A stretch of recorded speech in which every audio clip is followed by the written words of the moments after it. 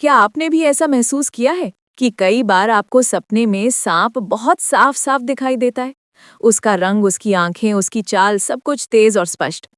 अगर हाँ, तो ये बात आपके लिए बेहद जरूरी है, क्योंकि सपनों में साफ दिखाई देने वाले सांप कोई साधारण सपना नहीं होता। इसके पीछे गहरे अर्थ छुपे होते हैं, जो हमारे पुराने पुराणों में विस्तार से बताए गए हैं। ये सपने यूं ही नहीं आते। हर सपने का आपकी जीवन की किसी घटना, किसी आने वाले बदलाव या किसी संकेत से सीधा संबंध होता है। प्राचीन समय से नागों को बहुत पूजनीय माना गया है। नाग सिर्फ एक जीव नहीं, बल्कि ऊर्जा, शक्ति और भविष्य के संकेतों का प्रतीक माने जाते हैं। इसीलिए जब सपने में नाग दिखाई देता है, तो वो खाली हाथ नहीं आता। वो हमेशा कुछ न कुछ संदेश लेकर आता है। कुछ संदेश इतने महत्वपूर्ण होते हैं कि उन्हें हल्के में लेना भारी गलती हो सकती है। यही कारण है कि कहा जाता है, अधूरा ज्ञान हमेशा नुकसान करता है। इसलिए इस बात को आखिरी तक ध्यान से समझना जरूरी है। एक बार कैलाश पर्वत की ऊंची बर्फीली चोटियों में, जहां चारों ओर शांति थी, मंद हवा बह रही थी और वातावरण एकदम दिव्य लग रहा था, देवी पार्वती और भगवान शिव साथ बैठे हुए थे। वहीं देवी पार्वती ने शिवजी से एक चिंतन भरा प्रश्न पूछा। हे स्वामी, मनुष्य जो सपने देखते हैं, उनका क्या अर्थ होता है? क्या सपनों के पीछे भी कोई संदेश छुपा होता है? भगवान शिव मुस्कुराए, पार्वती जी की ओर प्रेम से देखा और कहा, हे देवी, सपने मन का आईना होते हैं। हमारे अवचेतन मन में जो बातें, भावनाएं, डर, इच्छाएं और अनुभव जमा होते हैं, वही सपनों के रूप में सामने आते हैं। इसीलिए हर सपना कुछ न कुछ अर्थ रखता है। आने वाली घटनाओं की झलक भी सपने में दिख सकती है। कई बार सपने चेतावनी होते हैं, कई बार आशीर्वाद। पार्वती जी ने फिर पूछा, हे नाथ, अगर सपने में सांप दिखाई दे तो इसका क्या अर्थ होता है? ये सपना क्यों आता है? क्या सपने में सांप दिखना किसी विशेष संकेत का प्रतीक है? भगवान शिव ने गंभीर होकर कहा, हे पार्वती, सपने में सांप दिखना एक अत्यंत महत्वपूर्ण संकेत है। ये आने वाले समय के रहस्य को खोलने वाला सपना होता है। इसे समझाने से पहले मैं तुम्हें एक पुरानी कथा सुनाता हूँ। इस कथा से तुम्हें पता चलेगा कि क्यों कुछ लोग बार बार सपने में सांप देखते हैं और ये सपना उनके भाग्य में क्या बदलाव लाता है। जो इस कथा को ध्यान से सुनता है, उसका भ्रम दूर हो जाता है, कष्ट मिट जाते हैं और कई बार आने वाले संकट भी टल जाते हैं। पार्वती जी बोली, हे स्वामी, मैं ये कथा पूरी श्रद्धा से सुनूंगी, कृपया मुझे बताइए। शिवजी ने कहानी शुरू की। बहुत पुराने समय में देवदत्त नाम का एक महान राजा था। वो सिर्फ बलवान ही नहीं था, बल्कि धर्म को मानने वाला, सच्चाई पर चलने वाला और अपनी प्रजा के लिए पिता समान था। उसका राज्य बहुत बड़ा था, उसकी भूमि उपजाऊ थी और उसके राज्य में खुशहाली थी। उसकी प्रजा उसे प्यार करती थी और उसका नाम सम्मान के साथ लेती थी। राजा देवदत्त का आचरण निष्पक्ष, सहृदय और करुणामय था। वे अपनी प्रजा की समस्याओं को ध्यानपूर्वक सुनते और उनका समाधान करने का प्रयास करते थे। वे नियमित रूप से यज्ञ और धार्मिक अनुष्ठान करते थे और वे भगवान शिव के परम भक्त थे।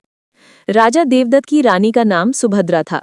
सुभद्रा अत्यंत सौम्य, बुद्धिमान और राजा की हर स्थिति में साथ देने वाली थी। राजा और रानी के कोई संतान नहीं थी, जिससे वे कभी कभी चिंतित रहते थे। फिर एक रात राजा देवदत्त ने एक बहुत ही विचित्र सपना देखा कि एक मरा हुआ सांप उनके पैरों के पास पड़ा हुआ है। महाराज इस सपने को देखकर बहुत ही भयभीत हो गए। जागने के बाद उन्होंने ये सपना रानी सुभद्रा को बताया।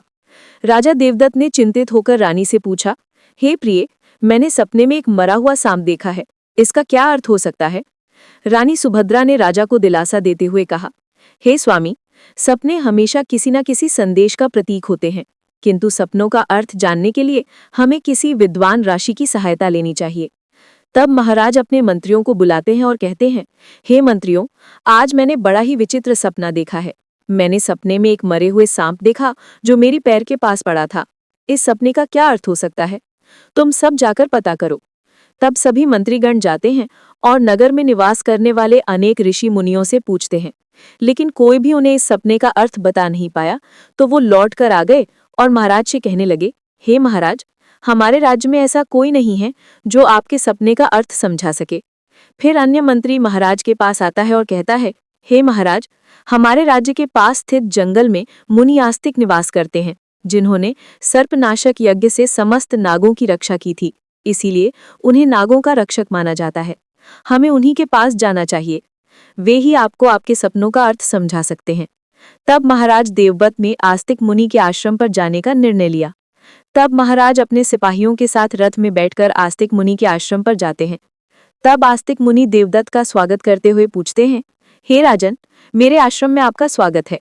कहो, आपकी क्या समस्या है? किस कारण से आपका हमारे आश्रम में आगमन हुआ है? तब देवदत्त कहते हैं, हे मुनिवर, मैं आपके पास एक सहायता मांगने के लिए आया हूँ। मैंने नागों का एक विचित्र स्वप्न देखा है, उसी का अर्थ जानने के लिए आपके पास आया हूँ।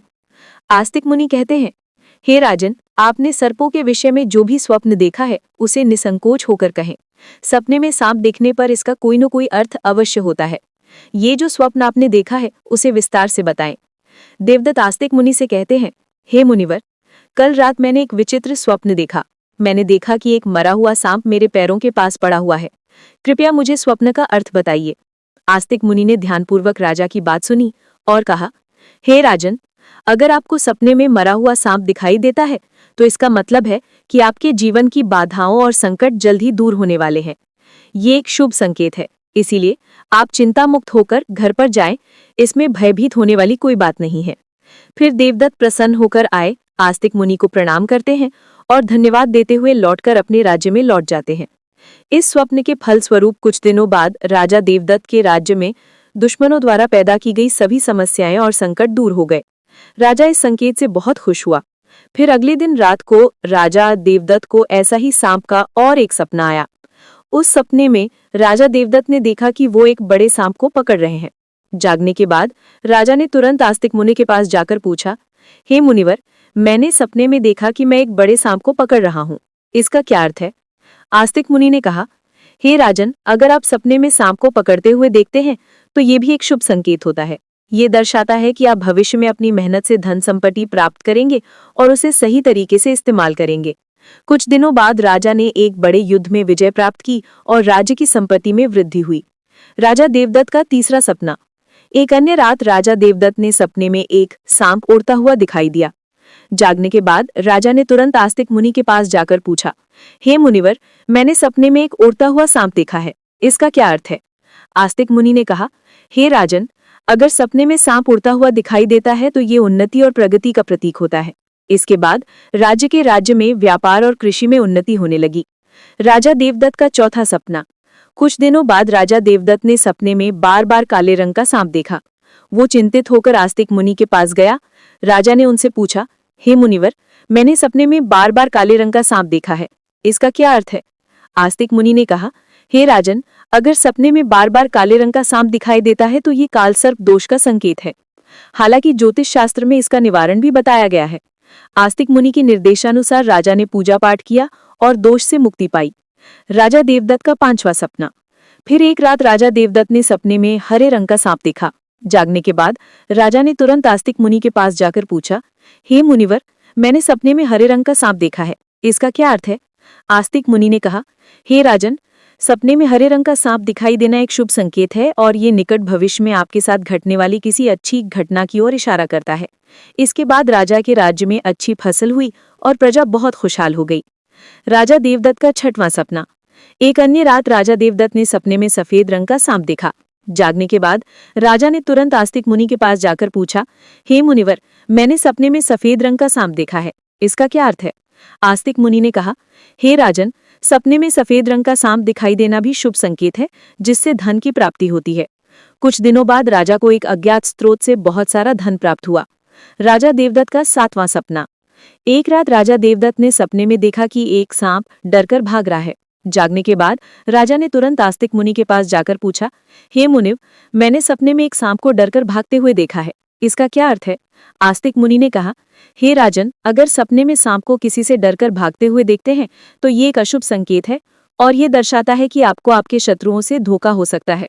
कुछ दिनों बाद राजा के करीबी मंत्री ने उन्हें धोखा दिया, लेकिन राजा समय रहते सतर्क हो गए और उन्होंने उस मंत्री को कैद कर लिया और दंड दिया। राजा देवदत्त का आठवां सपना। एक अन्य रात राजा देवदत्त ने सपने में एक सांप उन्हें काट रहा है। जागने के बाद राजा ने तुरंत आस्तिक मुनि के पास जाकर पूछा, हे मुनिवर, मैंने सपने में देखा कि एक सांप मुझे काट रहा है, क्या अर्थ है इसका? आस्तिक मुनि ने कहा, हे राजन, अगर सपने में सांप आपको काटता है या आपका पीछा करता है तो ये किसी अशुभ घटना की सूचना होती है। कुछ दिनों बाद राजा को गंभीर बीमारी ने घेर लिया, लेकिन वे मुनि के आशीर्वाद से ठीक हो गए। राजा देवदत्त का 9वां सपना। एक रात राजा देवदत्त ने सपने में नाग नागिन का जोड़ा देखा। जागने के बाद राजा ने तुरंत आस्तिक मुनि के पास जाकर पूछा, हे मुनिवर, मैंने सपने में नाग नागिन का जोड़ा देखा है,